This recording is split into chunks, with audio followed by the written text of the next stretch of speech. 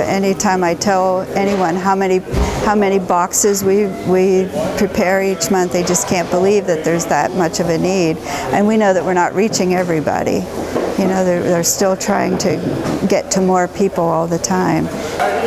I find it rewarding because I really enjoy the people, you know, the volunteers here. We have so much fun when we're doing all of this work, and I enjoy the recipients of the food too. You know, they're so appreciative. I enjoy that, and I also enjoy it because this is what the Bible tells us we're to do. So we're the Somerset County Mobile Food Bank, and we serve Somerset County right now, all families that meet our income qualifications, which we have those listed right on our website. We're excited to be in the county and just help those that are in need within the county and need our support for food. And we're out multiple times in the month and give people resources that they need. Yeah, back in 2010, Greater Pittsburgh Community Food Bank approached the ministerium about helping increase the amount of food coming into Somerset County. So Greater Pittsburgh offered to do what we call Produce People, which is just bringing bulk produce up and distributing out, to the community. Well, we started in Somerset over at Georgian Place. And we served 500 families that first time out. We realized we were only getting the people that were living in Somerset proper. But we realized we had a big problem. How do we get the food to the people, or how do we get people to the food? We went looking for a truck, and so we started out with a tractor from Morocco Welding, pulling that trailer around. And we fed about 700 families over 10 towns here in Somerset County. So it's grown from 500, that first Produce to People, to over 1,100 families we're feeding right now. The locations that we serve in Somerset: Central City, Berlin, and Myersdale, Boswell, Holsopple, and Winburn, the Rockwood, Confluence, and then we end here in Somerset for our distribution week. We take all the food in our trucks and we go to those locations. So we realize that a lot of people in the county don't have transportation and maybe can't get to their local food pantry. And my job is to get the trucks placed in place and the tables out, and get the volunteers taking the food out of the trailer and onto the tables. And also make sure we have helpers to help some of the senior citizens take their groceries to their cars.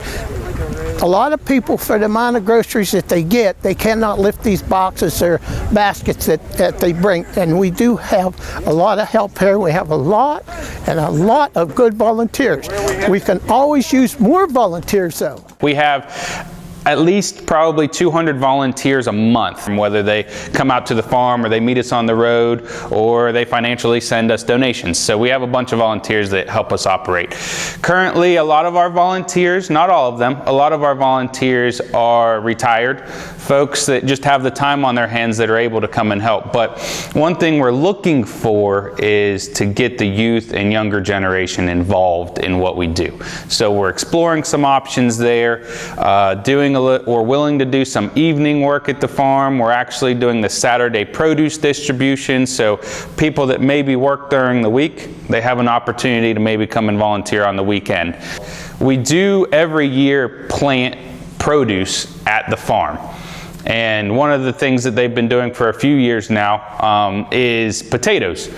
So we plant a potato crop every year at the farm. The farmer that lets us use the facility, Ken, he helps us plant acres of potatoes, and then when it comes time to harvest, he goes out there with his potato digger, and we need a bunch of volunteers to show up to help us get these inside and in the cooler so we can use them over multiple months. This year we'll be planting some bell peppers. Doing this extra crop, we're going to need more volunteers to help us pick and help us weed and help us just maintain the crop. We do our best to find a job for everybody, so nobody's turned away, but we do have to find just jobs that people physically can do without having any trouble. I just really enjoy the feeling I get whenever I help the people who are in need.